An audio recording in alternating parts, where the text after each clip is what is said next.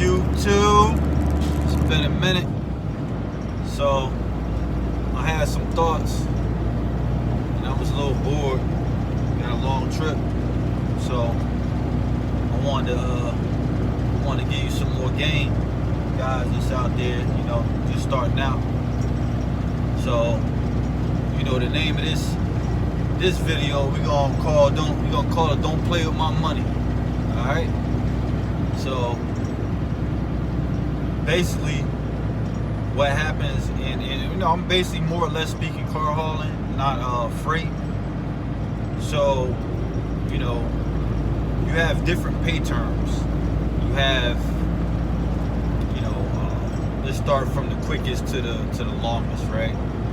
So you might have quick pay 2 days, right?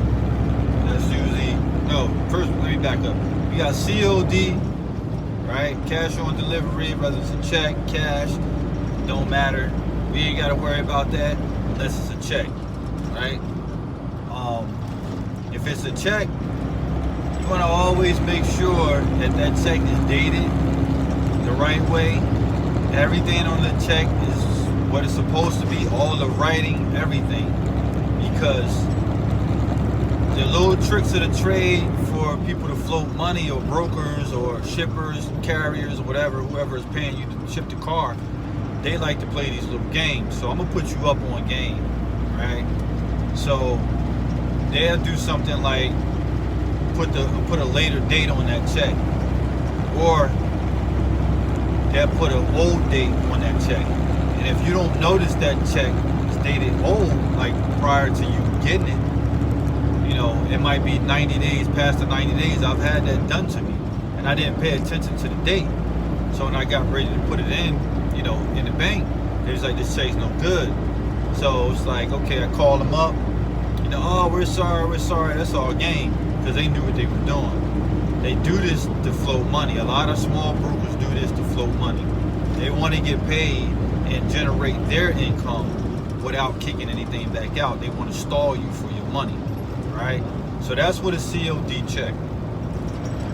You have a 2-day quick pay, right? Whether it's 2-day, 5-day, 7-day, 10-day, 15 or 30. Those are usually the standard ones that they, that you see out there, right? What happened with stuff like this? Let's say you deliver on a Wednesday, right? Wednesday morning, you send a BO. They said with a clean BOL, email it, fax it, do whatever, right? You sign BOL saying you delivered, nothing's wrong. You do all of that. So you're going to be looking for payment, Friday. But if you don't look at the writing or the wording on a post or on your dispatch, then you'll be waiting for a while, because if it doesn't say ACH payment or Zelle payment, anything that's instant, then you're not going to be getting that money. And even if it does, you probably still won't get it into that following Monday. So a 2-day in that case is actually 5 days with an ACH. Now I'm gonna tell you what happened with let's get over this. We got a wide load up here, so let's get over and get around him. So you got a 5-day pay, right? And you complete that load on a Friday. That's your last load of the week. You send in all your necessary paperwork, and they only count 5 business days. So that Monday through that next Friday, that's when they're gonna count it. So they're gonna buy themselves some more time in that case to actually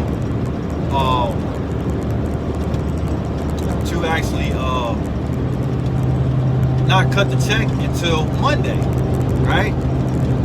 So if they cut your check Monday, a lot of the times they're going to mail the check.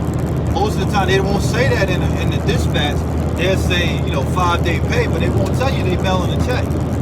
So what happened? They'll mail your check 3 days after that. So here it is. you already, you dropped it off on a Friday. They don't count Saturday and Sunday, so they count it the following Monday through Friday, right? So that right there is like 7.5 days. Then they get to that next Monday, and they don't really want to pay you anyway, because the customer or the person who they're working for or got the work from doesn't pay for 15 days. So their money is small. They want to float money, right? So what they do is they'll hold your check, and most likely you're not going to be calling because you're expecting it to be in the mail. So now another 3 days go by. Now you're up to 10 days. Now you're like, hold up, I ain't getting no check. Where's my check? So now you're calling, and they're like, oh, I'm sorry. We got your check right here. We're gonna send it out today. Blah blah blah blah blah. We're gonna get it, or better yet, this is a good one that they use. We're gonna have your check. I'm sorry, we apologize. We're gonna have your check done up right away, and get it out to you. Boom. Another 2 days go by. You might even check back in. Hey, did you mail that check? Yeah, we got it right here. We're gonna, we had to wait for the boss to sign off. These are all the stuff that I've already experienced. This happens, and they will string you along. And if you're using a platform like Central, where you can give a bad rating, they have time to combat that rating, right, and to make it right. So they notice, and what they'll do is play these games, knowing that they'll never get a bad rating, right? But they'll also get their work moved faster, because if they put 15-day pay up there, nobody's really going to mess with that. We like to get paid fast in car haul, right?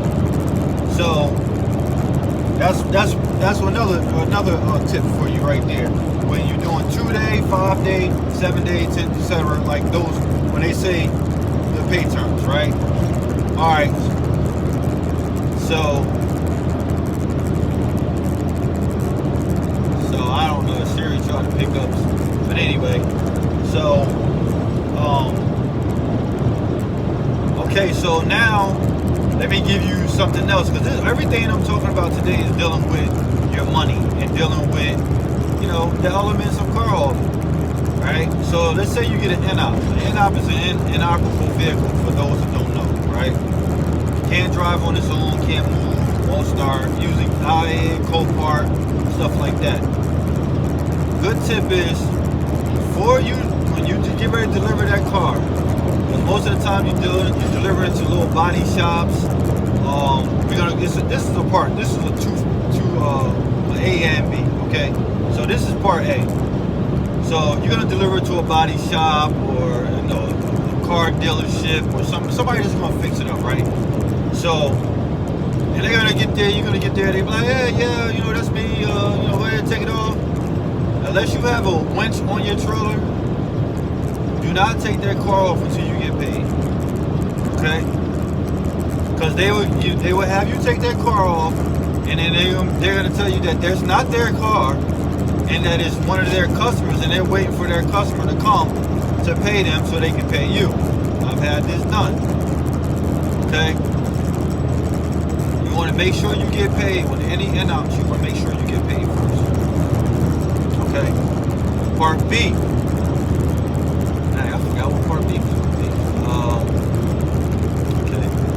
Oh, part B with an NOP.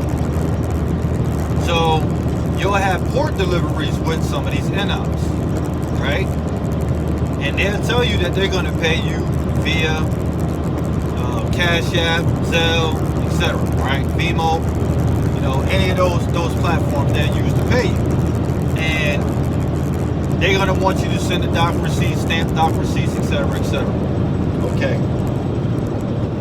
You gotta be careful with these things, because if you take a car to the port and you take it and it doesn't run, they take it off with a forklift. They stamp your doc receipts. It's a done deal. You've delivered that car, and that other person is you don't even know what part of the earth they're on. So whenever you're doing that, I will request, once I pick up the vehicle, that you pay me before I deliver it. And I won't tell them that until I actually got the car on my truck. And I'm like, hey man, I'm about to come here at the port. I got your car. You know, if you need to send a picture, you can send a picture. I'm like, go ahead and send me that Cash App. They be like, no, go ahead, drop it off. Listen, man, we got a stalemate. I'm not dropping this car off until I get paid.